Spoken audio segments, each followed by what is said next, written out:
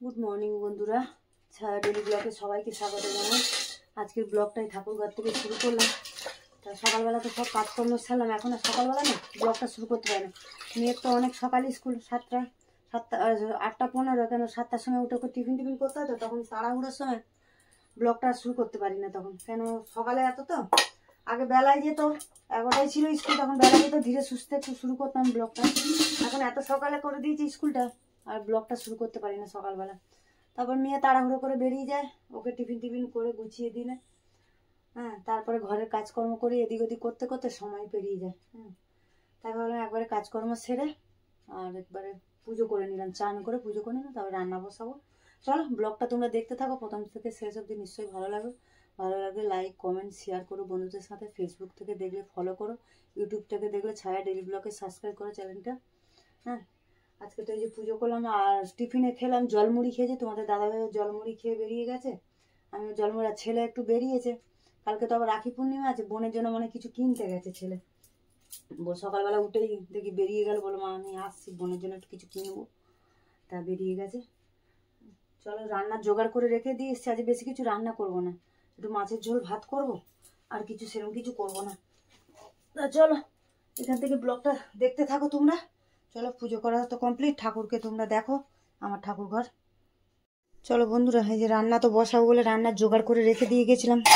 আর এই যে পাতলা ঝোল করব, তার জন্য আমি যে পেঁপে নিয়েছি, গাজর, একটু বিনস, আলু দিয়ে পাতলা ঝোল করব। আর এখানে কাটাপোনা মাছ এনে রেখেছিল, তা মাছে নুন হলুদ মাখিয়ে রেখেছি ধুয়ে।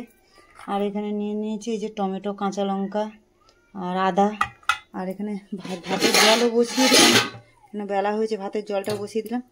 আর এখানে এই যে একটুখানি মশলাটা আমি গোটা মশলা, মানে ধনে জিরে আর একটা ছোট তেজপাতা আর একটা শুকনো লঙ্কা নিয়েছি, নিয়ে একটুখানি হালকা করে কড়াতে যে নেড়ে নিচ্ছি, নিয়ে এই মশলাটা বেটে আর দেবো। আমি কাঁচা ধনে জিরে গুঁড়ো তো আর দেবো না, এটাই বেটে দেবো, ঝোলের স্বাদটা না ভালো হবে। ওই জন্য এই যে এটা একটু গরম করে নিলাম। আর ওখানে তো কাঁচা লঙ্কা আদা নিয়েছি। চলো এটা একটু হালকা করে একটুখানি নেড়ে নিয়েছি, হয়ে গেছে, যে নাবিয়ে দেবো। নিয়ে আর ওখানে শিলপাটা নাবিয়ে রেখেছি ধুয়ে, ওটাতে ঢেলে নেবো। চল ওদিকে তো এটা ঢেলে নিলাম, নিয়ে কড়াতে যে সর্ষে তেল দিয়ে দিচ্ছি, দিয়ে মাছটা ভেজে নেবো আগে। চলো তেলটা গরম হোক, তারপর মাছটা চলো তেলটা তো এই যে ভালো করে গরম হয়ে গেছে, ওই মাছগুলো দিয়ে দিই। মাছগুলো ভাজা হবে, ততক্ষণ আমি ওদিকে মশলাটা ভেজে নেবো। চারটেই দিয়ে দিলাম একদম, মাছটা ভাজা। মাছগুলো উল্টে দিই, একদিকে ভাজা হয়ে গেছে, আর একটু উল্টে দিলাম, দিয়ে মাছগুলো ভেজে দিই। তারপরে তরকারি ওদিকে তো আমি মশলা বাড়ছি, এই যে আগে তো জিরে ধনে যেটা গরম করে নিয়েছি ওটা বেটে নিলাম, আর এই যে আদা কাঁচা লঙ্কাটা বাড়বো। চলো বন্ধুরা, দেখো লাল করে তো মাছগুলো ভেজে নিলাম, এটা তুলে নিই আর বাকি মাছগুলো ভেজে নেবো। চলো বন্ধুরা, মাছগুলো তো ভেজে তুলে নিলাম। এই যে ফোড়নে দিয়ে দিচ্ছি, একটু 5 ফোড়ন দিয়ে দিলাম, আর দিয়ে দিচ্ছি একটা তেজপাতা। চলো ফোড়নটা তো ভাজা হয়ে গেছে, এবারে সবজিগুলো দিয়ে দেবো এর মধ্যে। আর সবজিগুলো দিয়ে দিই, সেটা দেখো সবজি ধুয়ে রেখে দিয়েছিলাম, জলটা ঝরে গেছে। সবজিগুলো দিয়ে ভালো করে একটু কষিয়ে নেবো, তারপরে মশলাটা দেওয়ার মধ্যে। চলো বন্ধুরা, এই সবজিটাতে একটু সাঁতলে নিয়েছি, ওর মধ্যে দিয়ে দিচ্ছি পরিমাণ মতো নুন। পরিমাণ মতো নুন দিয়ে দিলাম, দিয়ে দেবো হলুদও দিয়ে দিচ্ছি। নুন হলুদটা দিয়ে দিলাম, নুন হলুদটা দিয়ে আর একটুখানি কষিয়ে নিয়ে সবজিটা দিয়ে তারপরে মশলাটা দিয়ে দেবো। চলো বন্ধুরা, এই যে নুন হলুদ দিয়ে তো একটু কষিয়ে নিলাম, এর মধ্যে এই যে বেটে রাখা মশলাটা দিয়ে দিলাম, আর একটা টমেটো কুচিয়ে দিয়ে দিচ্ছি। এবারে মশলা টমেটোটা একটু ভালো করে কষিয়ে নিই, তারপরে জল দেবো। জলটা একটু গরম জলই দেবো, এই যে ভাত বসিয়েছিলাম, তা ভাতের হাঁড়ি থেকে একটু জলটা বার করে রেখে দিয়েছি, একটু গরম জল, ওই জলটাই দিয়ে দেবো। গরম জলটা দিলে না তরকারিতে স্বাদটা ভালো হয়। চলো একটু মশলাটা কষিয়ে নিই। চলো বন্ধুরা, দেখো মশলা তো ভালো করে কষিয়ে নিলাম সবজির সাথে। চলো এবারে গরম জলটা তুলে রেখে দিয়েছিলাম, আর গরম জল দিয়ে দিচ্ছি। চলো ঝোলটা তো একটু বেশি করেই দেবো, কারণ একটা তরকারি করছি যেহেতু, ঝোল ভাত, এই জন্য জলটা একটু বেশি করে দিলাম।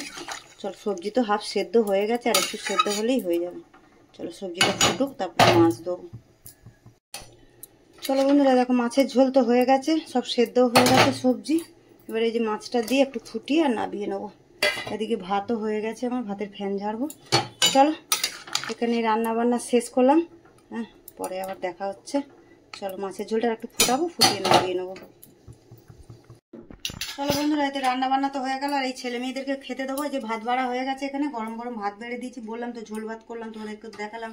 আর এখানে এই যে মাছের ঝোল, দেখো এদিকে একটু মাছের ঝোল করেছি, একটু বেশি করেই ঝোল করেছি, কেন ঝোল ভাত খাওয়া হবে। আর ভাতও বেড়ে দিয়েছি। এখানে ঝোলের সাথে এই যে লেবু নিয়েছি, আর শসা লঙ্কা তো নিয়ে নিয়েছি। কালকের একটুখানি তরকারি আছে, এখানে ঢেঁড়স আলুর তরকারি আছে, ডাল আছে। চলো এইগুলো দিয়ে আজকে খাওয়া দাওয়া। এখানে তাহলে ব্লগটা শেষ করছি, দেখা হচ্ছে পরের ব্লগে। চলো টাটা, রাখি।